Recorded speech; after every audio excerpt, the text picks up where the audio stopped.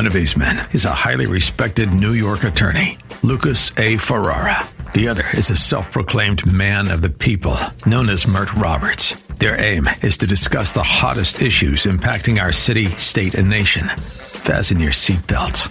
Shake It Off with Mert and Lucas, live, starts now on AM 970, The Answer.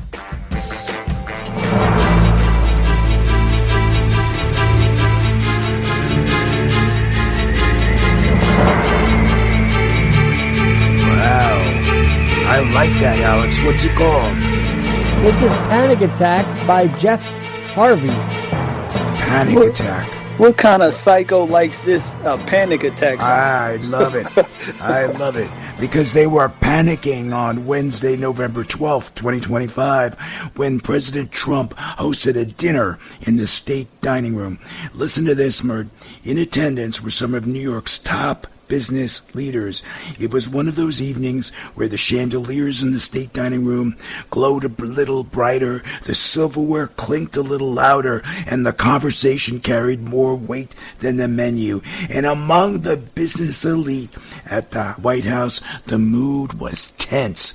The city had just elected Zohran Mamdani, the great comrade, a 34-year-old Democrat socialist, as mayor. For Wall Street, it was a shock, a thunderclap. Trump, never one to mince words, set the tone.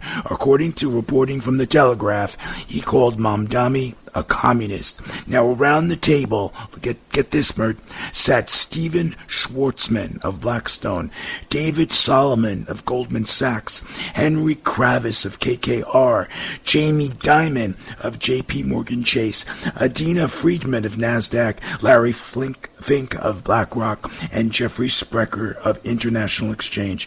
These are heavy hitters, Mert, each with billions under management, and each suddenly confronted with a mayor whose agenda included wealth taxes, rent freezes, and free buses. Now, your friend, John Catsimatidis, the grocery store magnate, was a bit more forceful. At the dinner, he reportedly said, and here's his quote, Mert, "Right now, we're putting the burden on the governor because she has absolute power over the mayor to make sure that he does the job right and doesn't do something that is contrary to the quality of life in New York." And then he continued, Mert, quite bluntly, "We have to fight, fight, fight. The socialists will not force us to abandon New York City so they can take over the buildings for themselves," end quote. Mert, that's your friend, Mr. Catsimatidis. Do you think he has it right? We need to fight Mamdani? Well, absolutely, but he's more than a friend. He's one of the biggest shows on this station, so we're not going to just reduce him to my friend. He's way bigger than that, of course.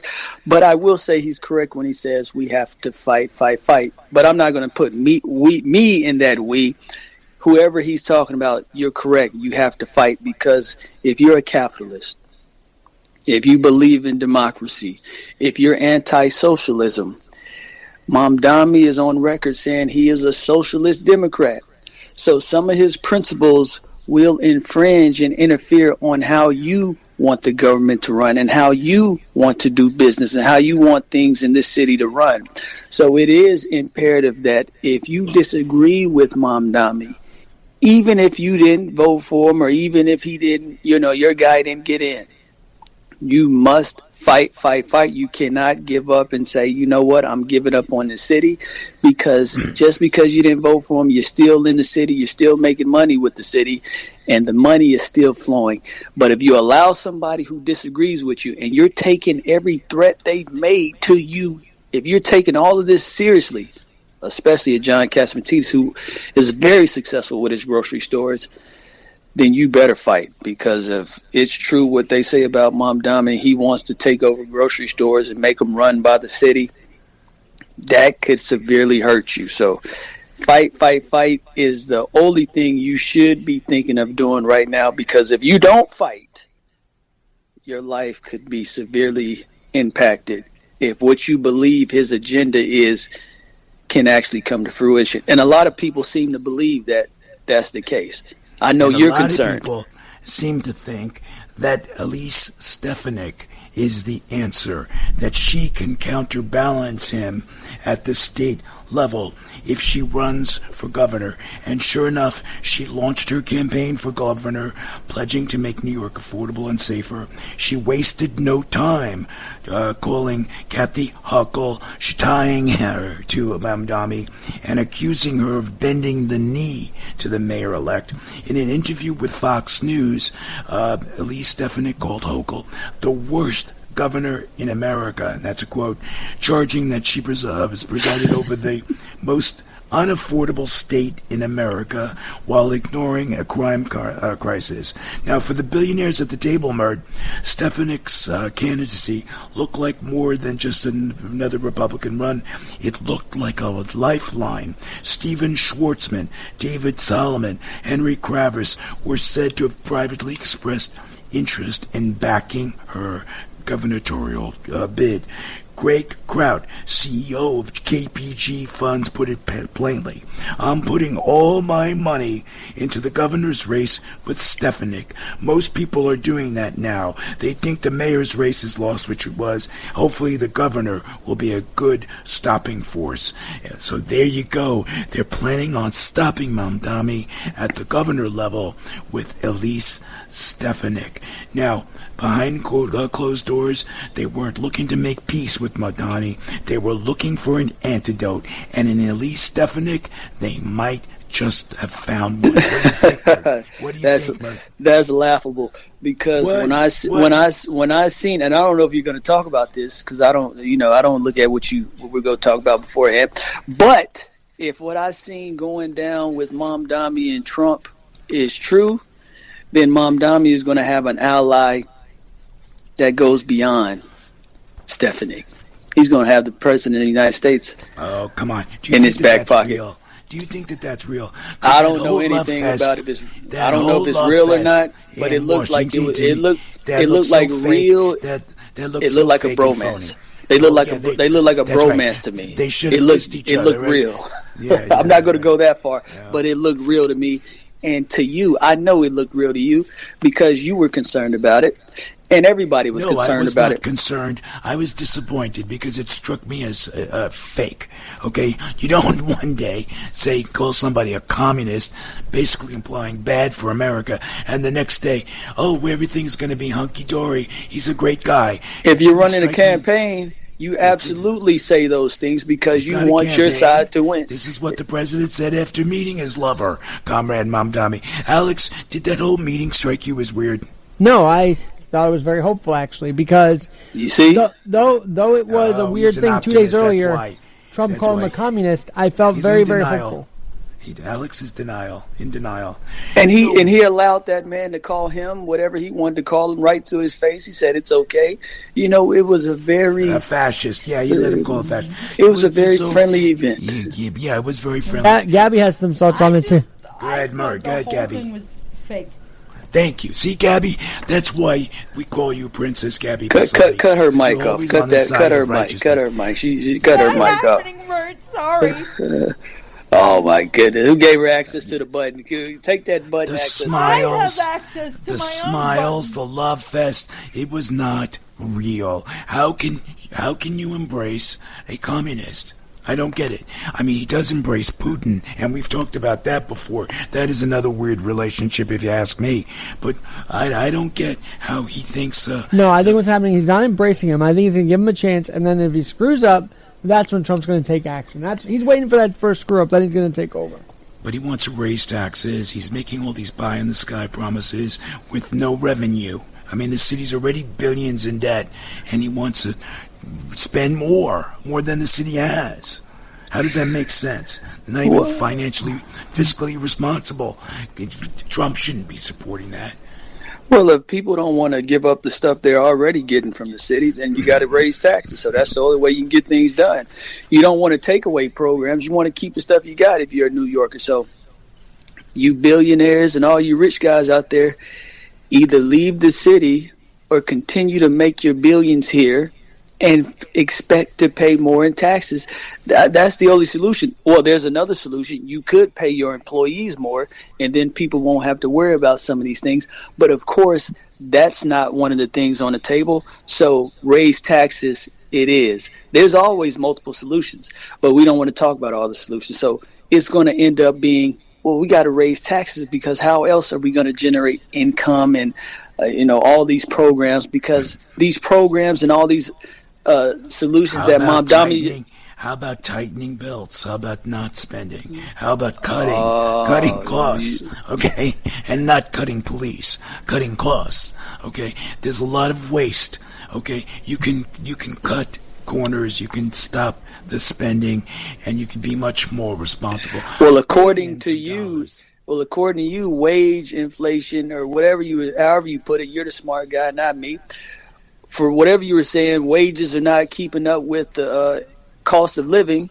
If that's the case, then how else are you going to balance things out? Because if these corporations aren't going to do the right thing and start paying people more, then you got to go tax them and take their money and say, since you don't want to pay the people, we're going to take the money from you and give it to the people. So that's why we're in this situation now, because I can't afford rent because you don't pay me enough to afford my rent, and you're not reducing costs, you're not reducing prices, and then the MTA is going up, all these forms of transportation going up, we got congestion pricing, everybody's being taxed, everybody's being hit harder because everybody wants to hit this magical little line on their balance sheet. So Mert's answer is tax more. Do you think that that's right, Alex? Tax pay more. Pay the people more. Yeah, but look, Mert, we just saw a whole exodus in 2020, and we're still trying to get these people to stay. I think taxing the rich is not wise because it'll force them out of the state. We don't need more businesses leaving. There's got to be a common ground. Maybe Trump and Mamdani behind the scenes talked about that common ground. We don't know, but all I'm saying is you can't tax everybody out of the city. That will not be a good look. No, it doesn't help New York either. And look, it becomes a bad place. I fear for New York. Look what's going on with Chicago and all the tax increases. People are going crazy out there. Property tax increases, crimes run amok. The incompetent mayor that's out there. We're just gonna. I think. And record profits. You see that stock market continuing to soar. It's it's never coming down. It's going up so high. And this means one thing: corporations are doing just as well as they ever have. CEOs are doing better than they ever have. You see Elon Musk getting a $1 trillion pay package. And then we got people who can't afford rent because they're making what they made 20 years ago, 30 years ago.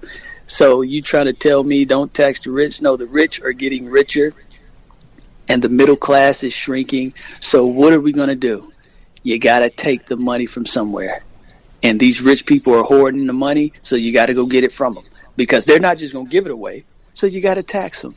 So I know Alex doesn't want to hear that, and I understand. He's afraid because he's a rich guy. Alex is a very rich guy. I'm really out there. Alex is a rich guy. Everybody should know this. He's a millionaire.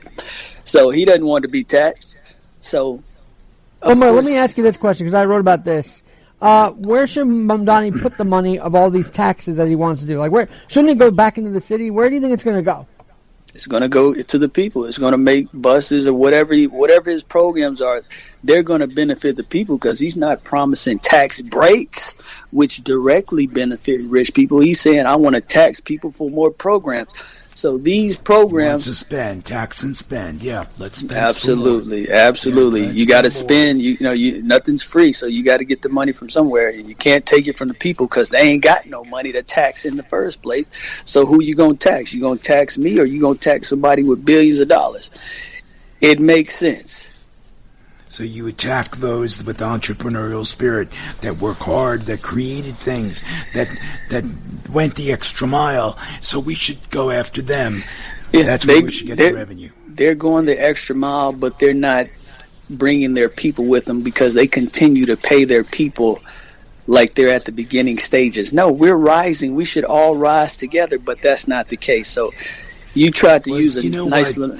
Go ahead. I'm gonna take a leap here, and I'm going to agree with you. I've struggled with this, by the way. When these companies report billions of dollars of profit every year, billions. Insurance companies reporting billions, medical companies reporting billions. Why can't some of that go back to the employees? I think you're on to something, but we have to find a systemic. There has to be some sort of change. What that change is, I don't know, but maybe profit sharing, profit participation, because corporations don't need to make billions every quarter that just go into the pockets of a select few. I think you have a point there. Well, look, can I just do something real quick? Though. Let's not kill the pooch. Go ahead. Can I ask Alex what his response to that is? Because you just made an excellent point. I couldn't have said that better myself. I want to know what Alex and Gabby can chime in if she wants to. What would you two say to that? Well, look, I of course want more. I want employees to benefit from billions of dollars earnings, but that should be a private issue. That should not be forced on by the government. I think that's the big challenge here: is do we let a mayor or a city employer, or whatever, governor or whatever, dictate that, or shouldn't that come from the private, not being forced on by the government, basically? Yeah, but you know what Mert's counter-argument to that, Alex, is that it's been many decades and there's been no change. The rich are getting richer and they pocket the millions and billions or in Elon Musk's case, the trillions. What does the man need with $1 trillion?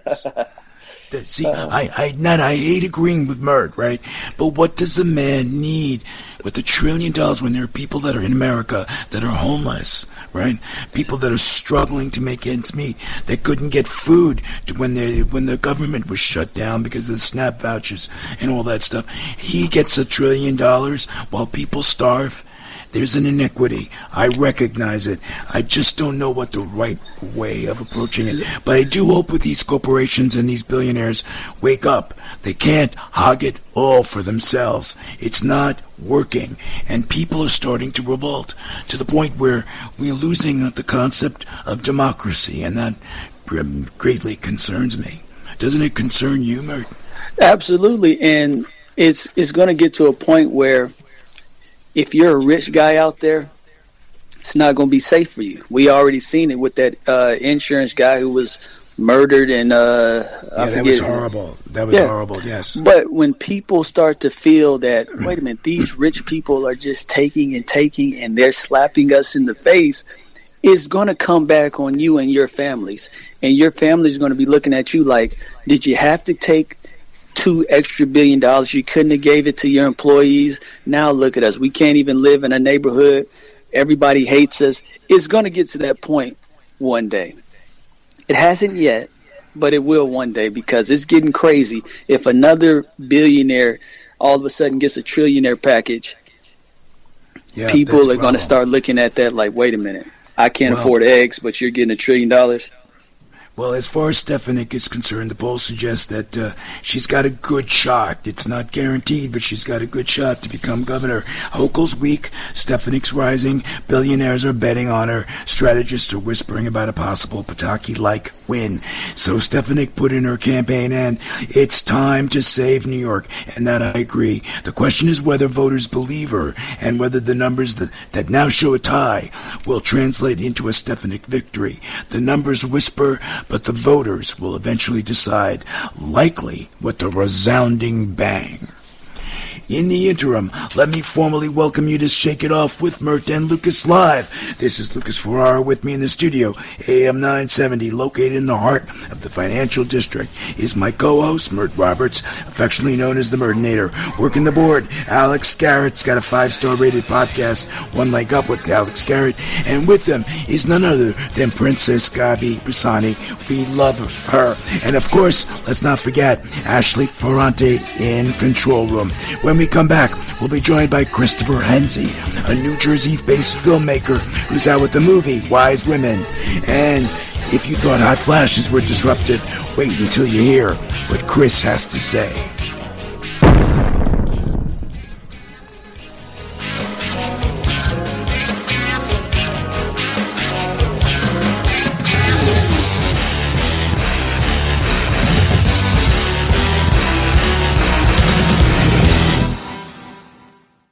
Founded in 1945 by Edward J. Petrillo, Yonkers Contracting Company is one of the few construction firms that has continuously operated for 80 years. Currently under the leadership of Carl E. Petrillo, the company has diversified from its roots as a highway contractor to encompass a diverse range of projects, including bridges, paving, rail and transit, water and wastewater, energy and environmental work, site work, and foundations. This includes numerous historic and iconic structures. Among these are New York Penn Station, Grand Central Terminal, and the landmark Brooklyn Bridge. Look over all their projects at YonkersContractingCO.com and follow them on social media for more project updates and news. Carl Petrillo and Yonkers Contracting are supporters of Yonkers Partners in Education, a nonprofit organization that partners with students to ensure they are ready for, enroll in, and complete college. YPI works with more than 2,000 students across Yonkers, providing all aspects of the transition from high school to college success. Visit YPI.org.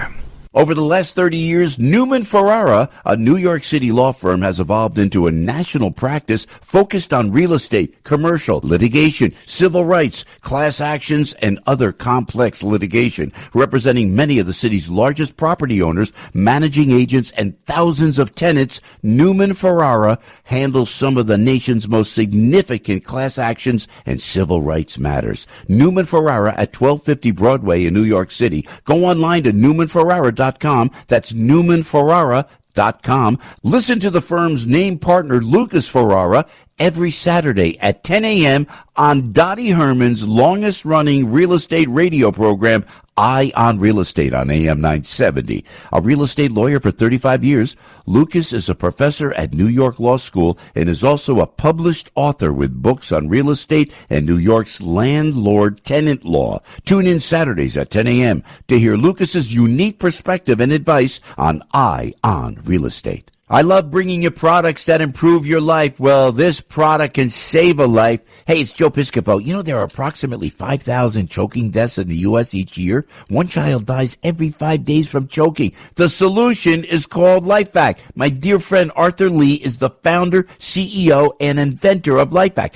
It's a simple rescue device that can change your child's life in a choking emergency. It's non-invasive and easy to use. If you have a young child in your family, I strongly recommend you visit the LifeVac website at lifevac.net. That's LIFEVAC.net. View the videos demonstrating its ease of use. LifeVac works in 3 simple steps: place, push, and pull. The LifeVac device dislodges the obstruction and suctions out the food or object. It's that simple. Lifevac.net, made in the USA and FDA registered. AM 970, The Answer.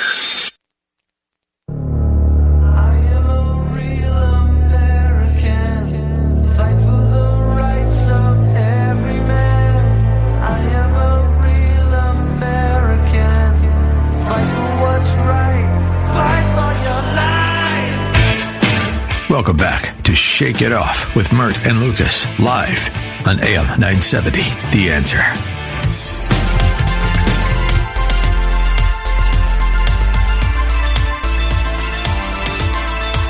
Now, what is that, Alex? This is The Change Curve by Muffy. Interesting choice, given our next guest. Christopher Henze is a filmmaker who tells stories that challenge power and reveal uncomfortable truths.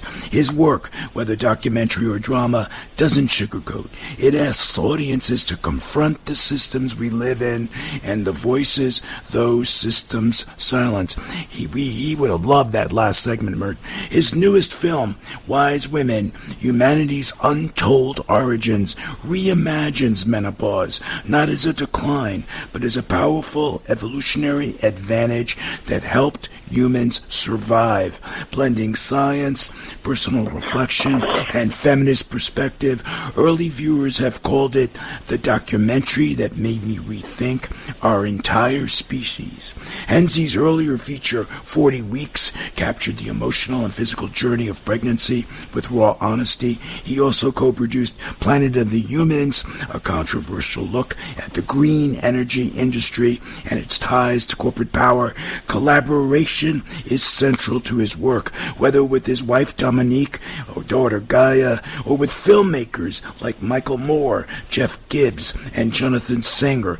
Across projects, Henze focuses on voices often ignored: mothers, elders, whistleblowers, protesters, and others who challenge the status quo. Based in New Jersey, Henze is an avid cyclist and unapologetically aims for each film to disrupt at least 3 institutions and 1 dominant narrative. Clearly, he's a rebel with a cause. Christopher, welcome to Shake It Off with Mert and Lucas Live. Well, hi, guys. Good evening. Thanks for having me on. And, it's a fun thing to hear you talk about my work. Let's move things forward in any way we can. Sounds absolutely amazing. Well, can I ask? Before you get there, can I ask you a question? Watch out, Chris! It's the Murdinator. Before we get too serious, I just want to know what's your thoughts on taxing rich people, because we were just talking about rich people keep getting. Well, I thought this: rich people keep making all this money. You hear Elon Musk with this $1 trillion pay package, but the wages haven't increased for the common man. So, doesn't it make sense to take the money from the rich since they don't want to pay the people? Or would you say that's not something that should be on the table? We should find other ways to raise this money. Tax the rich. I mean, it's pretty, a lot of data that really supports that. It's like we could have, people that are in the ultra-rich have half of their wealth and still have more wealth than anybody's ever had in the history of the planet. So, I'm all for let's equalize things a little bit. Well, that's a fair response, right? Well, what about our earlier guest, Kurt Warner, was talking about how a celebrity, an obsession with, celebrity and all this kind of stuff, video Absolutely. games, is also a diversion and is serving as an opiate and is preventing us from exercising, being true participants in the democratic process. That seems to align with your viewpoint too, no? Well, okay, the essence of celebrity to me is that there's a lot of money to be made with the concept of celebrity, and, we are all in the entertainment business, right? So that's part of the concept, right? There's a demand for it, and then the media will fulfill the demand, and, it's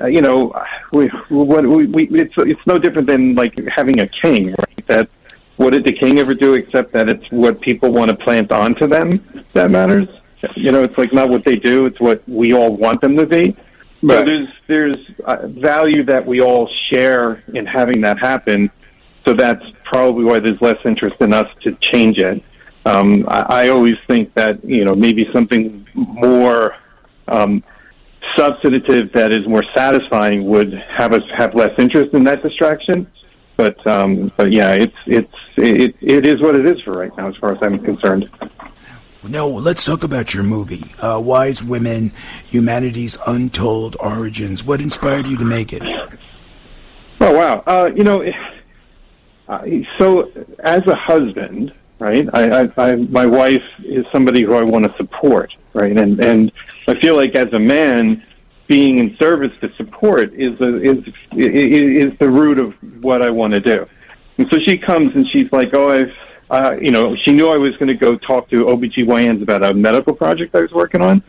And she says, go ask the OBGYNs a question that may help me with my perimenopause. Now, I'm not somebody who's sort of woke up one day and is like, I got to tackle perimenopause. That really would never happen for me. But I'm like, okay, I'll help my wife. I'll ask her a few questions. And I went to the OBGYN and I started talking to them, and these are experts in menopause. They're the leading experts in how we deal with this and what it is. So I started asking them questions, and it's like their answers were not good. Now, I'm a storyteller. That's what I do. And so I have a real sense of when a story isn't playing out the way it should. So now these OBGYNs are talking to me about what the story of menopause is. And I'm like, I don't think that makes any sense. one of them even said to me, I said, so why do you have to treat menopause? And he said, well, we have to treat menopause to fix nature's mistake. And I'm like, mistake? Does nature make mistakes? Is that true? So that sent me down a rabbit hole. Now, there's the rabbit hole that, I could help my wife and bring her something useful. But then there's also the side of me that's like, there's something here that is a mystery. And so I started driving through to figure out what this mystery is. And then, talk to more doctors, talk to scientists, film these interviews as I'm going through the process. And I kept going deeper and deeper into human evolution until I'm talking to anthropologists and telling them this idea, which became the movie eventually. It's called the Wise Woman Hypothesis. And they have these anthropologists, like major people, coming back to me and saying, this idea that you have about combining fire and cooking and women living longer and stuff like that, it's new science. I'm like, okay, now I have a story to tell, and I can make that story into a movie. And so it's sort of like this confluence of different factors of my wanting to dive into a mystery, me wanting to help my wife, and stumbling on new science. And one of the anthropologists said at the premiere, they said, you have an artist who's putting new science together, and it's interesting to have science put together by an artist. And so that's what we have. That's what drove me. And the conclusion ultimately was that we're dismissing the wisdom of women too much in our modern culture. And so that's what we come to. The movie covers the initiation of the discovery. It moves through what was discovered, and then it talks about some implications of what it all means. Now, the film reframes menopause as an evolutionary advantage. How did you arrive at that perspective? So it's quite fascinating. If anybody who's a OBGYN, or any woman listening to this who's talked to the OBGYN about this problem, the current sort of thought frame from medicine about what this is that menopause is an artifact of modern lifestyles where we have longer lifespans. And so right now menopause is considered this artifact. And it's because they say the average age of life in 1900 was 48 and the average age of menopause was 48. So therefore, this is a direct line from one of the people in the movie, you were going to die and we didn't have to worry about it. And the principal thing that the new science shows is that menopause, instead of being this artifact that we have to sort of deal with and medicate and get rid of, it's actually an adaptation. And the way the adaptation works is about 2 million years ago, we discovered the use of fire, and we used fire to cook our food, and we cooked our food and improved our living conditions, and it had lifespans increase beyond reproduction. And at the same time, to cook, we had to stop, right? So instead of us being the sort of classical sense of hunters and gatherers, we're now stopped in a campsite. And you imagine if you were trying to keep a fire going for 24 hours a day, because you can't restart it, you have to discover it, right? Imagine how difficult just that is, right? So now all of a sudden we have this social complexity building up around the nature of us harnessing this new technology of cooking. And the people who are best suited at organizing that kind of stuff, a camp, a family, a social condition, it's really women. As a guy, I know that if my wife is asking me to organize where people are going to sit around the Thanksgiving table for dinner, I probably get that wrong. Whereas I watch my wife do it, and she does it really well, right? And so women have this real capability of social organization. And now, so hold now... that thought, Chris. Chris, hold that thought. We have to take a quick break for some commercial messages. Okay. But have no fear. When we return, Christopher Henze will rejoin us for more about Chris and his movie. Check out the film's website, wisewomenmovie.com. Of course, we'll have the link posted on our website, Shake It Off Live. Mert, Alex, Gabby, Christopher Henze, and I certainly hope you'll stay right where you are. Christopher doesn't tell stories or make films to comfort you. They're intended to challenge you, and the challenge ain't over. Return. Let's keep questioning the systems that shape our lives.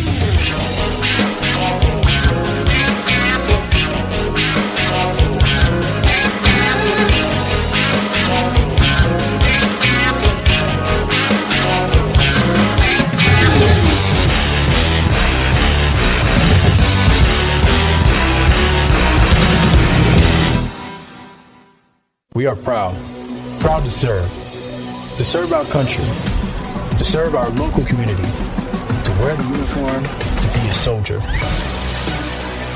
to serve abroad when and where duty calls. We are ready to stand with our brothers and sisters to defend, to serve, to fight.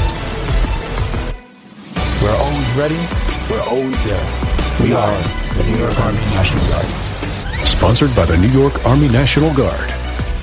MyPillow is excited to announce they're having their biggest 3-in-1 sale ever with a limited edition product, a back-in-stock special, and an overstock deal you won't find anywhere else. My slipper's only $39.98. Any color, any style. Regular $149.98. Now only $39.98. That's $110 savings. Once they're gone for good. My towels are finally back in stock, but not for long. Get a 6-piece My Towel set, regular $69.98. Now only $39.98. And for the first time and only time ever, get their limited edition premium My Pillows made with Giza cotton and a designer gusset. Queens $17.98, Kings only $19.98. Also, for a limited time, when your order is over $100, you will receive free shipping plus $100 in free digital gifts. So go to mypillow.com or call 800-651-0798 and use the promo code Joe P. Use your promo code for the best offers ever. Quantities are extremely limited, so order now. Over the last 30 years, Newman Ferrara, a New York City law firm, has evolved into a national practice focused on real estate, commercial, litigation, civil rights, class actions, and other complex litigation,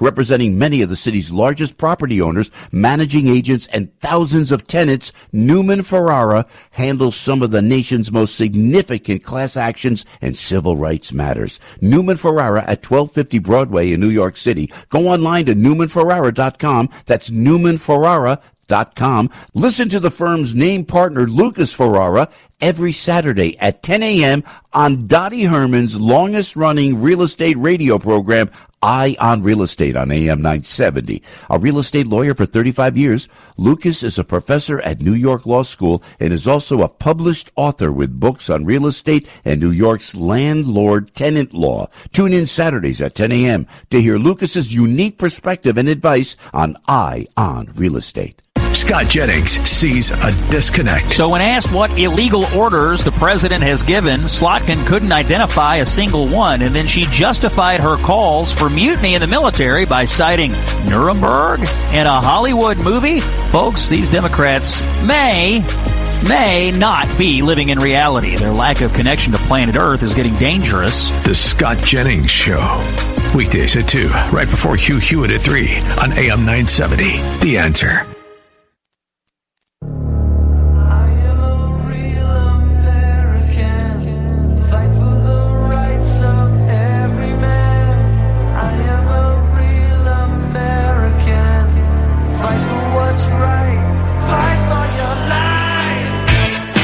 Welcome back to Shake It Off with Mert and Lucas, live on AM 970, The Answer. Welcome back. We've been speaking with Christopher Henze, who describes himself as a filmmaker, cultural instigator, accidental evolutionary theorist. His latest film is Wise Women, Humanity's Untold Origins, which reframes menopause not as a decline, but as a powerful evolutionary advantage that helped humans survive. Blending science, personal stories, feminist perspective, the film challenges long-held assumptions and asks audience to see human origins through a radically different lens. If you're looking for more information about Christopher and his movie, visit wisewomenmovie.com. Of course, we'll have the link posted on our website, shakeitofflive.com. Now, Chris, before the break, you were talking about fire and women cooking, and we had to interrupt you for a commercial. Yeah, no worries. Thanks. Why don't you finish your Thanks thought? for letting me continue. Yeah. Yeah, and the bottom line is that menopause, instead of it being this artifact, right, it's a profound adaptation that turned us into modern humans because it allowed us to change brain size and cultural and stuff like that. And so if we look at menopause as a profound adaptation, now we have to reconsider it, and we have to reconsider the role of women. And right now, there's no doubt that women are still fighting for their place, which I don't agree with it at all. Let me ask you a question. Who are women fighting exactly? Do you go into that with this film, or is this something that would be separate from the film, me asking this question? Are they just fighting men? Are they fighting women and men? Are they fighting, who do you think women are fighting? We actually, so because we rose around fire and cooking, we rose as a matriarchy. We rose with women's leadership. And we were this way until a notion called reproductive consciousness, right? And what that means simply is that we as humans know that the act of sex produces babies, right? No other animal knows that. And so that changes our perspective. And we learned about this around the rise of domestication about 10,000 years ago. And when we did that, it really was the male role that was highlighted, and we sort of made the mistake of thinking that reproduction was the realm of men. And so that's how we rose to the patriarchy that we have today, away from the matriarchy. And so women don't really fight for something. It's more that we've forgotten the wisdom that they can bring to us because we've made the mistake of assuming that they were only a vessel for us. And so that's where things lie today. And the brief time we have, where are some of the other areas that you notice this? Besides, with the menopause, what are some other areas that you really noticed this? If somebody was like, I want to look more into this, where would you tell people to look?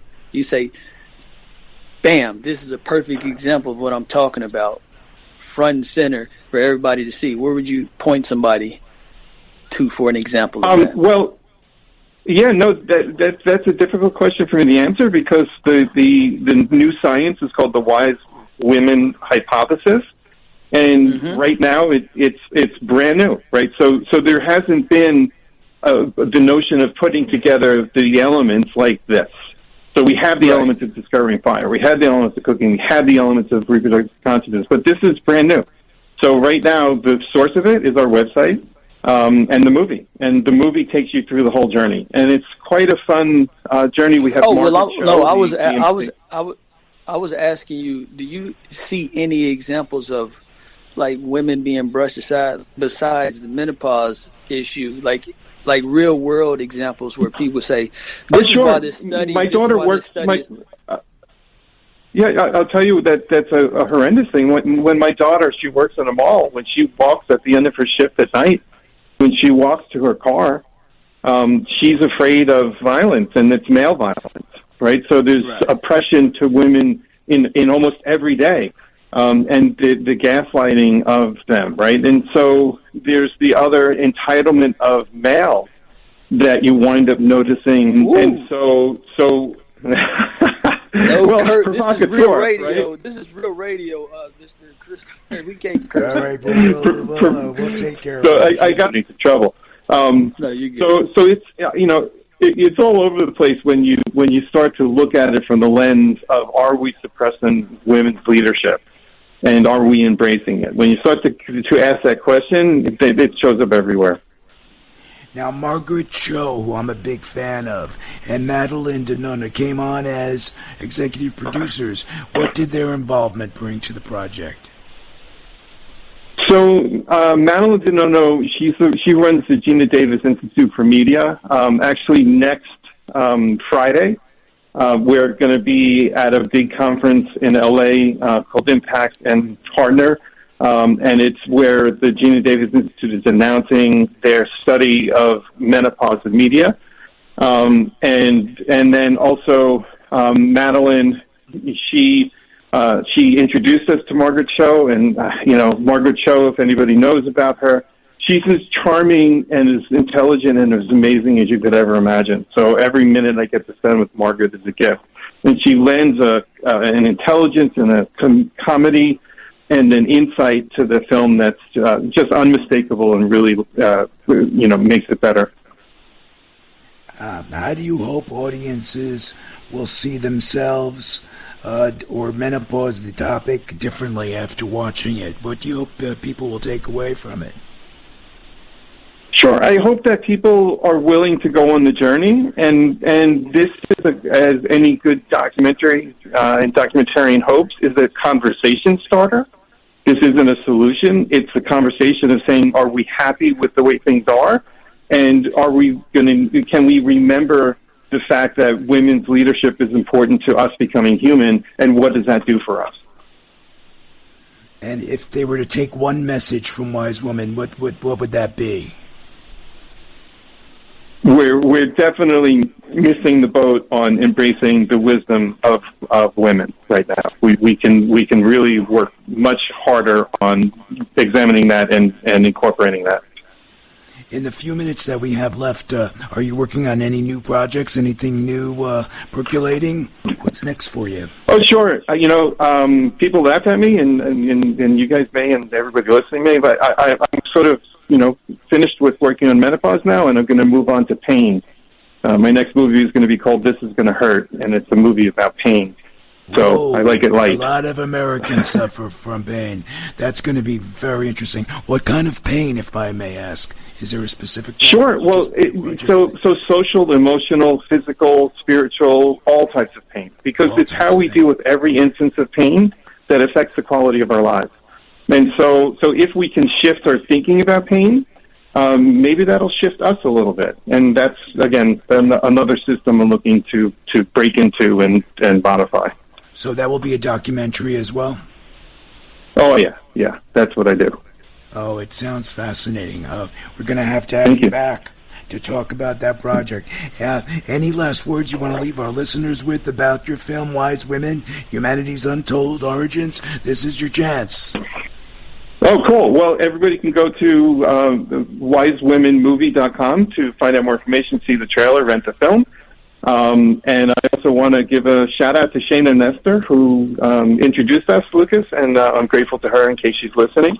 And I'm grateful to you guys to carry this message. I love Shayna. Yeah. She's an amazing lady. We love you, Shayna. She is very helpful to another show on AM 970, Culinary Confidential. Without Shayna, Culinary Confidential wouldn't exist, so we are certainly thankful.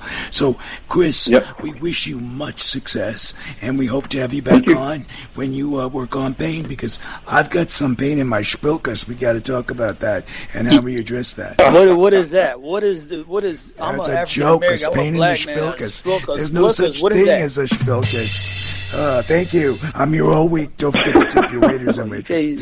Thank you, Chris. It was an absolute pleasure. Thank you, guys. More information about Chris, visit wisewomen.com, and we'll have links on our website. Well, my friends, that concludes show number 73. May I hear an amen? Amen. Oh, spilkus. What is that? So you have a week to deal with your spilkus here now, Lucas. Yes, my spilkus is in. You got an African American, you got a black man on the show. You can't say spilkus. I'm gonna take you seriously and say, man, I'm really feeling sorry for my guy, but he's talking about a spilkus that doesn't even exist. It's a joke. It's a joke. Special thanks to you, Mert, the Mertinator, my co-host, for 73 amazing episodes.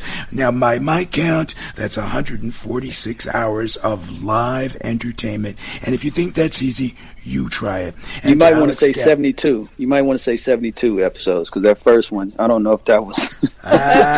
no, you can't erase history. We were working on our spilkuses then, okay? Yeah, right. Spilkuses, right. And to Alex and Gabby Pisani, I love you both. Thank you. Couldn't have done it without you. Special thanks, of course, to Ashley Ferranti in Master Control. Hope she pressed that button at the right time. And to everyone behind the scenes at AM 970 Radio, Matthew Samplin, Joe Sabilla, Frank Volpe, just to name a few. Laura Schaefer, who runs the organization. Thank you. Before we go, I'd like to remind everyone to check out my movies. They're streaming everywhere. I have a new film coming out December 9th. You must check it out. It's called Manor of Darkness. We're really excited about that.